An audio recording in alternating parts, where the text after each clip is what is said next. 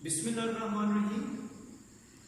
हमारा जो आज का टॉपिक है वो जो हमारा फोर्थ पेपर है एमएससी में कैटालिसिस एंड रिएक्टिव इंटरमीडिएट्स, उसी के एक आर्टिकल है एसिड कैटालिसिस। एसिड कैटालिसिस में एक एसिड जो है एक कैटालिस्ट के तौर पे अपना रोल प्ले करेगा और जब भी कोई एसिड एक कैटालिस्ट के तौर पे काम करता है तो अक्सर प्रोटोनेशन होती है, यानी हमारा जो कैटालिस्ट है वो एक प्रोटॉन की शक्ल में अपना रोल प्ले करेगा। बहुत सारे ऑर्गेनिक रिएक्शंस में स्पेशली न्यूक्लियोफिलिक और इलेक्ट्रोफिलिक टाइप ऑफ रिएक्शंस हम उसमें अक्सर एसिड को एज अ कैटलिस्ट एक्ट करते हुए देखते हैं। एसिड कैटलाइज रिएक्शन बहुत बड़े पैमाने पर स्टडी किए जाते हैं ऑर्गेनिक रिएक्शंस के अंदर। तो आज हम उन्हीं में से एक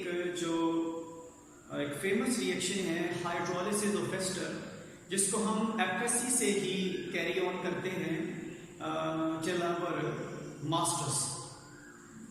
तो हम इस रिएक्शन को स्टडी करेंगे जिसमें एक एसिड कैटलाइज करेगा हाइड्रोलिसिस ऑफ एस्टर को।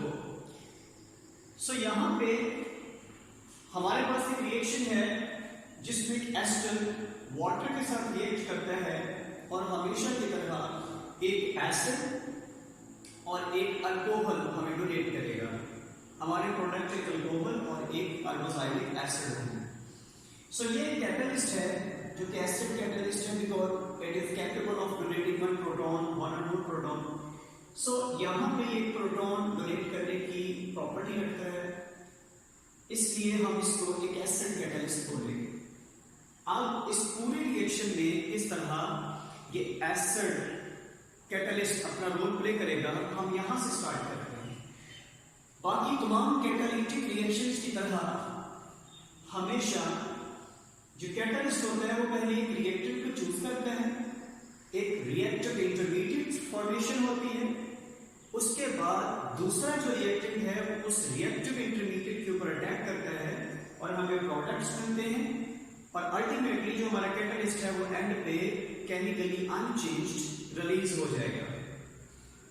यहाँ पे पहले स्टेप में कैटलिस्ट एक रिएक्टेंट को चूज करता है, दैट इज एस्टर। एस्टर का जो ऑक्सीजन है ये अपना पेयर्स को डोनेट करते हुए इसको गेन करेगा, मतलब प्रोटोनेशन हो जाएगी। ये जो बेस है जो यहाँ से हासिल होगा ये इस स्टेप में हमें फिर से एक्ट करता हुआ नजर आएगा। ये जो H है जैसे इसके ऊपर अटैच होगा तो इस ऑक्सीजन के ऊपर पॉजिटिव चार्ज हमें नजर आएगा। ये हमारे इंटरमीडिएट बन गए। पहला स्टेप था दैट वाज कॉल्ड प्रोटोनेशन। अब सेकंड स्टेप में वाटर जो है that was the second reactant, इसकी ऑक्सीजन डोनेट करेगी इस कार्बन को अपना पेयर, अल्टीमेटली ये बॉन्ड फ्लिप कर देगा और हमें ये प्रोडक्ट मिलेगा। और क्योंकि ऑक्सीजन अपना पेयर दिया था इसके ऊपर पॉजिटिव चार्ज हमें नजर आएगा। यहां पे जो हमें नजर आया वो एक टेट्राहेड्रल इंटरमीडिएट है। टेट्राहेड्रल स्टेट के कार्बन की चारों साइड पे हमें बॉन्डिंग नजर आ रही है। टेट्राहेड्रल है, इंटरमीडिएट है। और याद रखें ये जो पहला स्टेप था जिसको प्रोटोनेशन कहा गया that was a fast process, और जो सेकंड रिएक्शन था that was a slow reaction. इसका मतलब ये हुआ protonation is fast and formation of tetrahedral intermediate is a slow process. Ultimately अब यहां से एक सेकंड फेज स्टार्ट हो जाता है जिसमें डीप्रोटोनेशन होती है और हमें ये वाला प्रोडक्ट मिलेगा। अब फर्दर पहले की तरह प्रोटोनेशन के बाद हमें ये वाला प्रोडक्ट मिलेगा। यहां पे टेट्राहेड्रल इंटरमीडिएट फॉर्मेशन हुई थी और यहां पे टेट्राहेड्रल इंटरमीडिएट जो है वो कोलैप्स हो रहा है क्योंकि ये जो चौथा बॉन्ड है वो इस ऑक्सीजन के ऊपर फ्लिप कर जाएगा और बॉन्ड खत्म हो जाएगा। Tetrahedral factor of carbon will also finish. यहां पे फॉर्मेशन हुई और यहां पे कोलैप्स हो रहा है। तो पूरा रिएक्शन हमें दो फेजेस में नजर आएगा। एक यहां पे फॉर्मेशन ऑफ इंटरमीडिएट होगी और सेकंड इसमें कोलैप्स ऑफ इंटरमीडिएट होगी। इन दोनों स्टेप्स में फर्दर तीन स्टेप्स हैं। जैसे कि कोलैप्स फॉर्मेशन ऑफ इंटरमीडिएट में अगर गौर करें तो पहले प्रोसेस में होती है प्रोटोनेशन, सेकंड प्रोसेस में जैसे ही वाटर का अटैक होगा तो पाई बॉन्ड कोलैप्स होगा, breaking down of pi bond. तीसरे में जाके स्लो प्रोसेस के थ्रू फॉर्मेशन हो जाएगी इंटरमीडिएट की। अब इसी तरह जो कोलैप्स ऑफ इंटरमीडिएट है इसमें भी तीन तरह का जो फिनोमिना हमें नजर आएगा। यहां पे भी प्रोटोनेशन होगी जैसा कि यहां पे भी, और यहां पे भी पाई बॉन्ड ब्रेकिंग डाउन नहीं होगी, आपके पास पाई बॉन्ड की फॉर्मेशन होगी। और आखिरी स्टेप में प्रोटोनेशन नहीं बल्कि डीप्रोटोनेशन होगी। प्रोटोनेशन और डीप्रोटोनेशन दोनों स्टेप्स में है, लेकिन एक में breaking down of pi bond है और दूसरे में फॉर्मेशन ऑफ पाई बॉन्ड हमें नजर आएगा। यानी दो फेजेस हैं, एक फॉर्मेशन ऑफ इंटरमीडिएट और एक कोलैप्स ऑफ इंटरमीडिएट। और इन तीनों में दोनों में फर्दर तीन तीन स्टेप्स हैं, protonation, deprotonation and involvement of the pi bond. पहले स्टेप में, पहले फेज में ये बॉन्ड ब्रेक होगा और दूसरे फेज में ये बॉन्ड जो है वो फॉर्म होगा। सो यहां पे इन दो स्टेप्स के बाद एक और जो काबिल कदर या काबिल और बात है वो देखें, बेसिकली दो तरह की रिएक्शन हमारे पूरे मैकेनिज्म के अंदर हो रही है। एक हो रही है प्रोटोनेशन एंड डीप्रोटोनेशन। पहले स्टेप में प्रोटोनेशन होती है, आखिरी स्टेप में डीप्रोटोनेशन हो रही है। और प्रोटोनेशन और डीप्रोटोनेशन हमेशा से फास्ट रिएक्शंस हैं, जबकि दूसरे जो दो स्टेप्स हैं वो स्लो हैं। One is the formation of tetrahedral intermediate and second is collapse of tetrahedral intermediate. ये दोनों रिएक्शन स्लो हैं। जैसे ये देखिए, this is a slow one and this is also a slow one, and this is the formation of intermediate, this is collapsing of intermediate. This is the protonation, that is the fast. This is the deprotonation, that is the fast. अब जब हम catalysis की बात करते हैं, we remember that the rate of reaction is dependent upon the slowest step within the reaction. And here protonation and deprotonation are two fast reactions. That means that catalyst does not affect those two reactions. And formation of intermediate and collapsing of intermediate, these two reactions are slower, and our catalyst will affect these two slower reactions, and catalyst will make these two reactions faster. तो ये दोनों के rate को increase करेगा catalyst ultimately. अब ये मैं दोनों स्टेप जो है किस तरह इनके रेट को इंक्रीज करता है एक एसिड कैटलिस्ट भी यहाँ पे एक्सप्लेन है। First reaction involve the formation of intermediate. This is the reaction in which intermediate is collapsing. अब दोनों रिएक्शंस में इनकी रीजन बताता चलूं। ये जो स्टेप है ये अनकैटलाइज्ड रिएक्शन के लिए है। अगर हम रिएक्शन को कैटलाइज ना करते तो हाइड्रोलिसिस हो रही होती इस कार्बोनाइल के ऊपर। अब हमने कैटलाइज किया तो ये कैटलाइज्ड फॉर्मेशन है जिसमें H हम डोनेट कर चुके ऑक्सीजन को, और अब इसकी हाइड्रोलिसिस पे क्या असर होगा। याद रखें, इस हाइड्रोजन का आना इस ऑक्सीजन को पॉजिटिवली चार्ज कर देगा, और इस ऑक्सीजन का पॉजिटिवली चार्ज होना इस पूरे प्रोडक्ट को मोर इलेक्ट्रोफिलिक कर देता है। जैसे ही ये कार्बन ज्यादा इलेक्ट्रोफिलिक होगा, अल्टीमेटली इस वाटर की न्यूक्लियोफिलिसिटी एकदम से इंक्रीज हो जाएगी। ये फौरन न्यूक्लियोफिलिक अटैक करेगा कार्बन के ऊपर, अल्टीमेटली ये बॉन्ड फ्लिप कर जाएगा और हमें हमारा मतलूब इंटरमीडिएट मिल जाएगा। अगर आप इसको कैटलाइज नहीं करते तो इस हालत में ये जो कार्बोनाइल है वो लेस इलेक्ट्रोफिलिक है as compare to this carbon. Now if this carbon is less electrophilic then water will show its less nucleophilicity to attack on this carbon. So catalyst का आना इस वाटर को ज्यादा ससेप्टेबल कर देता है इस वाटर के अटैक को, ultimately reaction will go faster. और अब है कोलैप्सिंग ऑफ इंटरमीडिएट में कैटलिस्ट की मौजूदगी कैसे कोलैप्सिंग को इंक्रीज करती है, that is also slow reaction. So अगर आप अनकैटलाइज रखें तो ये कोलैप्सिंग होती OCH3 यानी मेथॉक्सीआइन पे, और अब जबकि आपने इसको कैटलाइज किया है तो ये जो लीविंग है वो CH3OH यानी इस ऑक्सीजन के ऊपर आपके बाहर एक पॉजिटिव चार्ज होगा।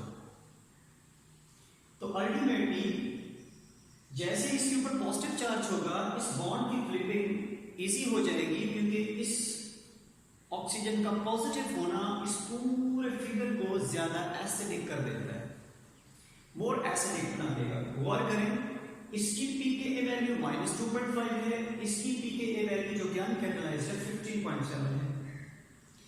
And remember that lower the pKa value, more the compound will be acidic. So ये more acidic है, ये less acidic है। Ultimately यहाँ पे लीविंग इजी हो जाएगी, यहाँ पे लीविंग मुश्किल होगी, तो कैटलिस्ट की मौजूदगी में ये रिएक्शन फास्टर हो जाएगा। Ultimately हमने देखा फॉर्मेशन ऑफ इंटरमीडिएट कॉम्प्लेक्स या टेट्राहेड्रल कॉम्प्लेक्स और कोलैप्सिंग, ये दोनों जो स्लो रिएक्शन थे, कैटलिस्ट ने दोनों को तेज कर दिया। हम बोलेंगे ultimately overall rate of reaction will be increased because the rate of reaction in hydrolysis was dependent upon the formation and collapsing of intermediate, because protonation and deprotonation was fast reaction, तो उन पे dependent नहीं था rate of reaction. So ultimately हमारा जो acid catalysis process है वो complete हुआ। बस इसमें एक और बात याद रखें, ये पूरा रिएक्शन दो फेजेस पे मुश्तमिल है। One is formation of intermediate, second is collapsing of intermediate. Formation also has 3 steps, protonation, deprotonation and involvement of pi cloud. और सेकंड फेज में भी यही है, protonation, deprotonation and involvement of pi cloud, जो यहाँ पे बन रहा है। There are 2 types of acid catalysis. First type is specific acid catalysis and second is general acid catalysis. Remember that both 2 mechanisms work similarly to increase the rate of reaction. But there is a single difference between 2 mechanisms, that is the extent of proton transfer. दोनों mechanisms जो हैं, because they are acid catalysis, so main काम इनका catalyze करना है, rate of reaction को increase करना है। दोनों एक ही तरह से rate of reaction को increase करते हैं, लेकिन इन दोनों mechanism में जो main difference है वो ये है कि प्रोटॉन की जो ट्रांसफॉर्मेशन है उसकी एक्सटेंट डिफरेंट होगी।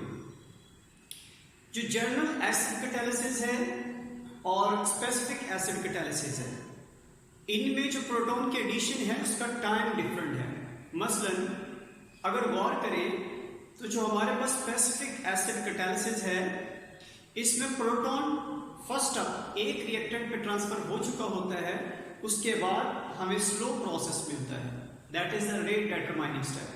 मतलब proton donation happens already as compared to the slow step or the rate determining step. Rate determining step से पहले ही प्रोटॉन एक रिएक्टेंट पे अटैच एक रिएक्टेंट के साथ हो चुका होता है, उसके बाद जो रेट डिटरमाइनिंग स्टेप है वो होता है।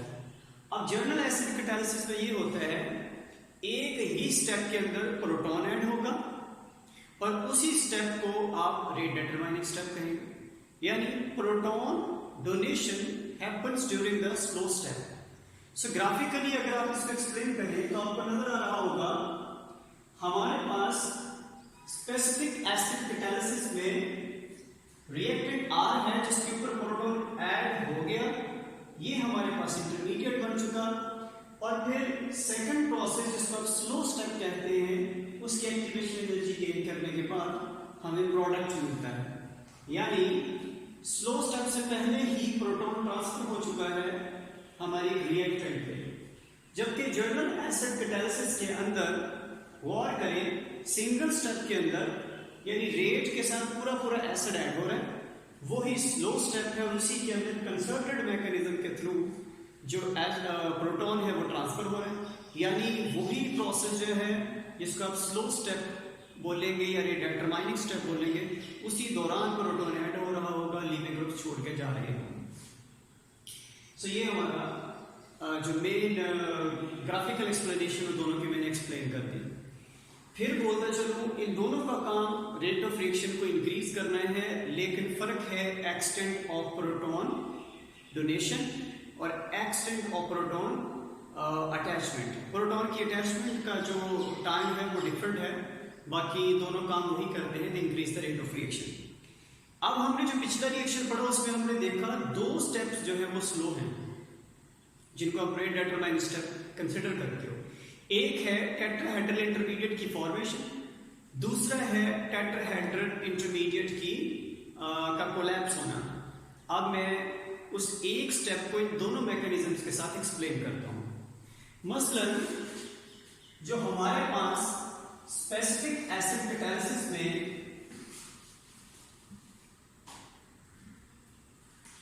हमारे पास ये एस्टर है, सबसे पहले जो प्रोटॉन है ये अटैच हो चुका होगा,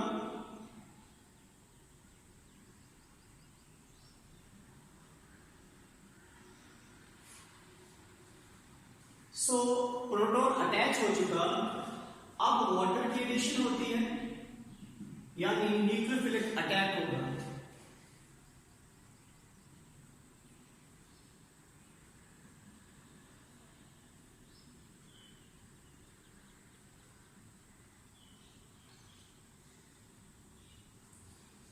सो हमने देखा इस रिएक्शन में एक रिएक्टेंट जो है हमारा एस्टर, उसकी पहले प्रोटोनेशन हो जाती है, उसके बाद स्लो स्टेप होता है that is formation of tetrahedral intermediate.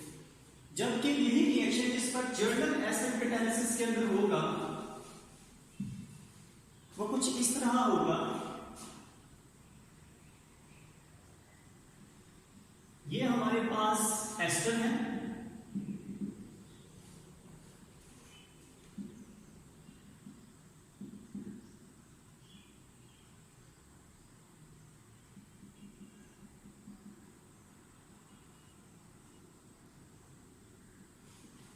एक ही स्टेप के अंदर वो प्रोसेस हो रहा है और उसी प्रोसेस में जो प्रोटॉन है वो ट्रांसफर हो रहा है। अल्टीमेटली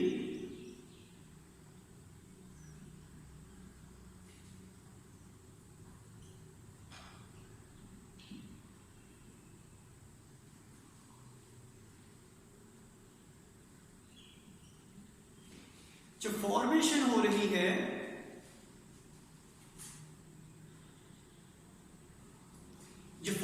हो रही है इधर और इधर, इन दोनों में डिफरेंस ये है कि ये दो स्टेप्स में और ये आपको कंसर्टेड स्टेप के अंदर कंसर्टेड मैकेनिज्म के साथ नजर आएगी। जो स्पेसिफिक एसिड कैटालिसिस है उसमें पहले प्रोटॉन ऐड हो चुका होता है, स्लो स्टेप बाद में होता है, that is the nucleophilic addition of water. जबकि जर्नल एसिड कैटालिसिस में सेम स्टेप में न्यूक्लियोफिलिक अटैक हो रहा है और उसी में प्रोटॉन की डोनेशन हो रही है। So this was the difference between the specific and journal acid catalysis when an intermediate tetrahedral intermediate was forming। अब मैं कोलैप्स होने को दोनों मेथड से एक्सप्लेन करूंगा।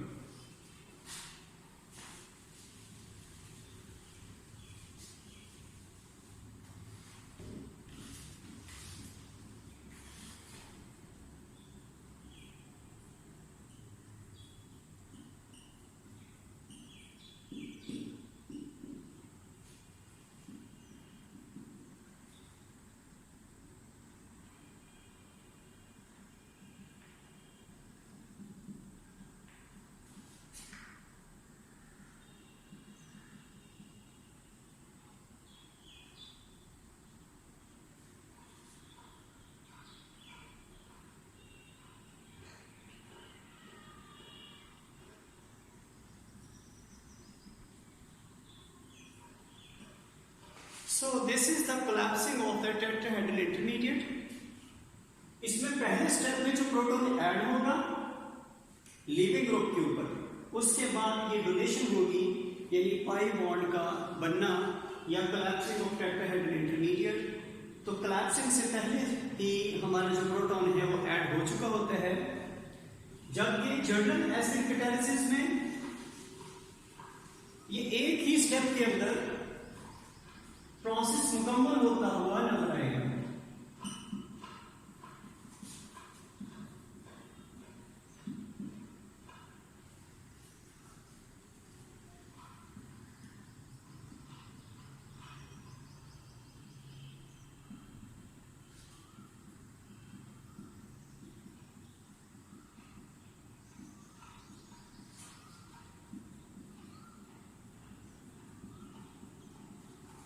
सो लुक हियर, उसी स्टेप में जो पेयर है वो अंदर की तरफ ट्रांसफर हो रहा है और लीविंग ग्रुप का जाना 7 प्रोटॉन की एडिशन वो एक ही स्टेप के अंदर हो रही है। सो इस तरह हमने जो 2 तरह के मैकेनिज्म्स पढ़े हैं एसिड कैटालिसिस की, चाहे वो स्पेसिफिक एसिड कैटालिसिस था चाहे वो जर्नल एसिड कैटालिसिस था, दोनों में जो मेन डिफरेंस है वो सिर्फ प्रोटॉन की डोनेशन का जो टाइम पीरियड है वो डिफरेंट है। अदरवाइज काम दोनों का कैटालिसिस करना है, कैटालाइज करना है रिएक्शन को, रिएक्शन की स्पीड बढ़ाना है, लेकिन सिर्फ प्रोटॉन की डोनेशन डिफरेंट है। यहाँ पे 2 स्टेप्स में होती नजर आएगी, वहां पे आपको कंसर्टेड होता हुआ नजर आएगा। तो इस तरह हमारा जो एसिड कैटालिसिस आर्टिकल है वो कंप्लीट होता है।